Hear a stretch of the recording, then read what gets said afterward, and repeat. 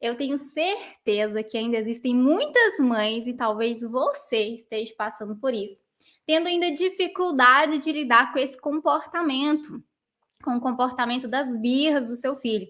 E talvez você ainda está buscando por soluções, buscando por respostas, buscando por estratégias diferentes, porque talvez, mãe, você esteja com uma sensação que está sendo comum a muitas mães lidando com esse comportamento de birra.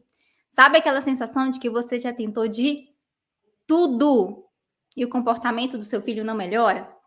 Aquela sensação que você já tentou de tudo e a birra do seu filho fica cada vez mais intensa, o comportamento do seu filho fica cada vez mais difícil. Talvez você já conversou, você já colocou de castigo, talvez você já gritou com essa criança, perdeu a paciência com ela para tentar resolver a situação, ou talvez você está tirando ali privilégios, né, deixando uma semana sem celular, uma semana sem tablet, um mês sem ir na casa do colega que ele gosta, e nada disso está resolvendo. Tá passando por isso aí?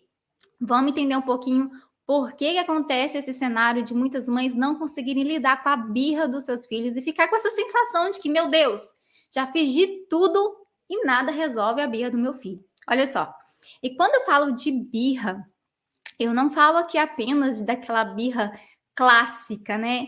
Da criança de 2, de 3 ou de 4 anos de idade. Sabe aquela cena bem comum de uma criança fazendo birra? A criança que se joga no chão, se esperneia, joga objetos, quer morder, quer bater, quer chutar, aquela cena clássica que a gente conhece aí de uma criança fazendo birra. Mas eu não estou falando aqui somente dessa fase dessa criança. Quando eu falo aqui de birra, é muito importante ressaltar para você, mãe, que a birra ela é um rótulo. Um rótulo a quê? É um rótulo que a gente dá uma manifestação desequilibrada da emoção, principalmente quando lida com a emoção da raiva, da frustração.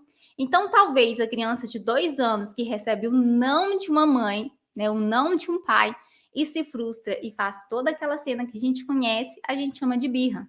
Mas nós podemos pontuar aqui também de comportamentos de uma criança de 7, de 8 anos de idade, que não sabe ainda lidar com suas emoções, que tem dificuldade de lidar com a frustração. Sabe o seu filho, quando você fala um não com ele, ele fica frustrado e sai pisando duro para casa fora? Bom, isso também é um comportamento que nós podemos chamar de birra. Ou mesmo você, mãe. Talvez um adulto que você conhece, ou você mesma já vivenciou isso, um episódio de birra. Porque adultos também fazem birra, tá bom? Sabe aquela cena de quando tem uma pessoa ali no trânsito e a outra buzina por trás dela e ela já sai gritando, falando palavrão? Olha só, isso também é um cenário de uma birra. Só que a birra é de uma adulta, ou seja, uma adulta ali que não está conseguindo equilibrar suas emoções e agindo daquela forma. Então, mãe, antes de você pensar em desistir de lidar com a birra do seu filho, ou você pensar que, deixa essa fase passar, é uma fase difícil mesmo, tá acontecendo isso aqui em casa, meu filho tá tendo esses ataques de birras, esses episódios difíceis, mas vou deixar essa fase passar porque eu não tô conseguindo, tô cansada de tentar a mesma coisa e nada resolve. Então, antes de você, mãe, pensar em desistir de acabar com a birra do seu filho, de lidar com esse cenário aí, talvez de teimosia, de rebeldia do seu filho, eu quero te propor um momento para você imaginar um cenário comigo. Olha só, imagina que todo esse comportamento do seu filho, que é um comportamento desafiador, né, para nós pais lidarem, talvez uma teimosia, a birra, a desobediência, todo esse comportamento, ele não é o problema.